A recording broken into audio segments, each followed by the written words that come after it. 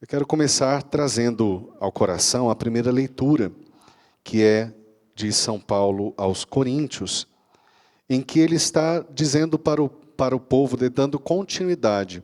Vamos lembrar que ontem, quem participou da Santa Missa, ontem a leitura dizia que o povo estava dizendo assim: eu sou de Apolo, eu sou de Paulo.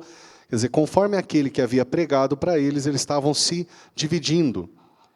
E aí, São Paulo vai fazendo todo o ensinamento para eles, mas no final aqui, que é a continuidade que vem hoje, ele termina a leitura dizendo assim: tudo é vosso, Paulo, Apolo, Cefas, o mundo, a vida, a morte, o presente, o futuro, mas vocês são de Cristo, e Cristo é de Deus.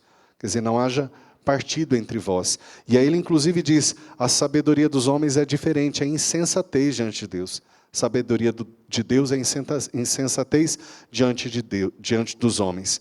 Porque nem sempre é fácil compreender as coisas como Deus as conduz. Vamos ver o evangelho de hoje. Primeiro ali,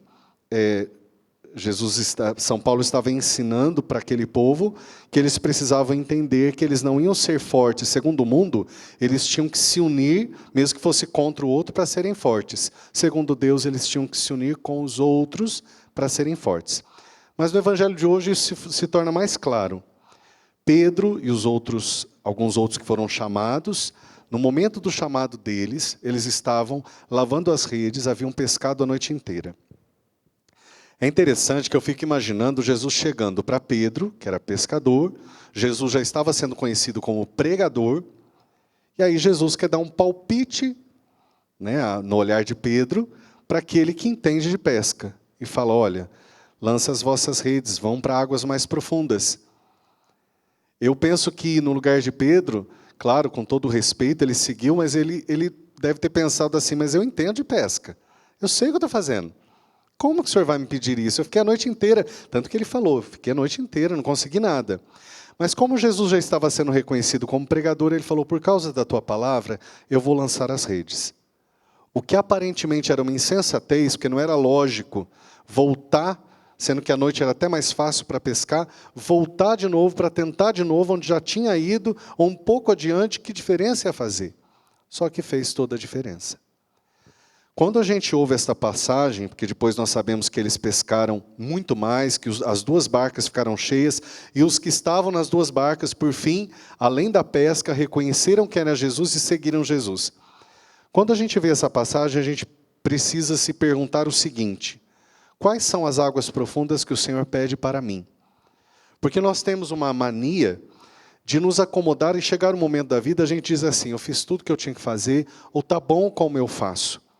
É aquela velha história: sempre fiz assim, sempre deu certo assim. Nós estamos num tempo em que a gente está tendo que aprender a fazer diferente o que a gente sempre fez do mesmo jeito. Obrigatoriamente, nós estamos tendo que mudar algo que a gente sempre fez daquele jeito. Desde as coisas mais simples: eu sempre fiz assim, tá, mas agora não é assim. Tanto que tem gente que está com dificuldade, quase que brigando consigo mesmo para poder mudar as coisas.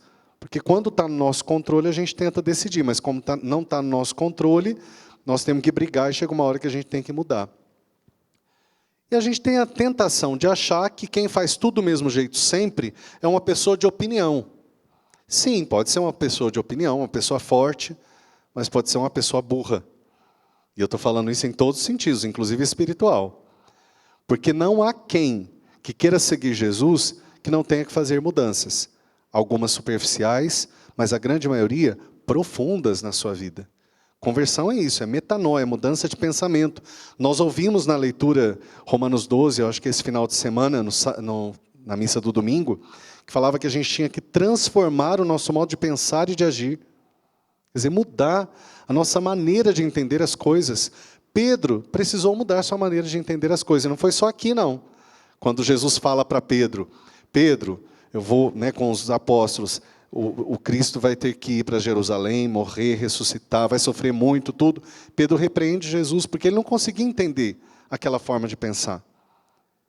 Vamos entender o seguinte: como a sabedoria de Deus é diferente, nem todas as coisas que Deus faz têm lógica na nossa visão humana. Mas se você tem fé, Tudo que Deus faz é bom. Se você tem fé, se eu e você temos fé, nós acreditamos que de todas as coisas, Deus vai tirar o melhor. Para aqueles apóstolos, né, agora nós chamamos, mas na época ainda estavam em processo de chamado, eles não sabiam direito o que seria bom. Para eles tinham vivido um fracasso. Mas até o fracasso deles teve sentido quando Jesus pediu para eles lançar a rede. Se eles tivessem pescado maravilhosamente bem, quando eles fossem lançar a rede de novo, para eles seria assim só uma pesca de sucesso. Mas como eles não tinham conseguido nada, quando eles pescaram obedecendo a Jesus, fez diferença para eles acreditarem em quem era Jesus e para eles darem um passo muito maior, que foi deixar tudo e seguir. O Senhor vai nos desacomodar sempre, gente. Ele nunca vai deixar a gente onde a gente está. Enquanto tem vida, tem mudança, tem conversão, tem melhora, tem aprendizado, tem sabedoria, tem crescimento espiritual, emocional. Então, se de repente a gente viveu um momento de derrota ontem, após a noite, vem um novo dia. Após a tempestade, vem a bonança. Depois vai vir outra tempestade que a gente vai vencer com a fé. Se nós queremos ser de Deus, nós precisamos assumir a cruz, não como um peso, mas como um grande privilégio. Seguir a Deus é uma bênção. Poder estar com Ele é uma bênção. Para o mundo pode ser insensato dizer que a gente perde o nosso tempo, ou rezando, ou repetindo palavras no Santo Terço, ou estando participando da Santa Missa, ou perdoando alguém que aparentemente não mereça, porque na verdade quem merece o perdão, quem somos nós para julgar. Mas quando o mundo pensa que isso é insensatez, para aquele que tem fé, isso é sabedoria e poder de Deus. Que a gente descubra o milagre nas coisas mais simples e que a gente entenda que a ação de Deus, mesmo que nós não compreendamos, é a ação de um Pai que ama e que quer a salvação dos seus filhos. Hoje eu concluo dizendo que nós celebramos São Gregório Magno, um homem que fez muito bem à igreja com a sua missão.